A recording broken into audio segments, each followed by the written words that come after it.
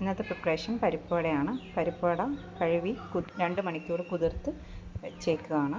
പിന്നെ ബാക്കിയുള്ള ഇൻഗ്രീഡിയൻസ് സവോള, ഇഞ്ചി, പച്ചമുളക്, കറിവേപ്പില, കായപ്പൊടി, ഉപ്പ്. കടലപ്പരിപ്പ് തോർത്ത് വെച്ചത്, വെള്ളം പോയി തോർന്നത് മിക്സിയിൽ പൾസ് ചെയ്തെടുത്ത് ഇഞ്ചി ഇട്ടു.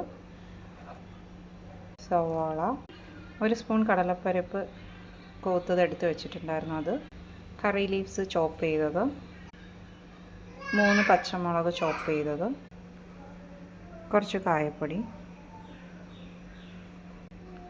ഉപ്പ്,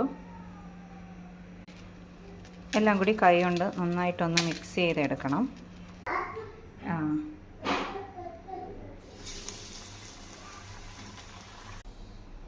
ടേസ്റ്റി ആയിട്ടുള്ള പരിപ്പ് വട റെഡി ആയിട്ടുണ്ട്.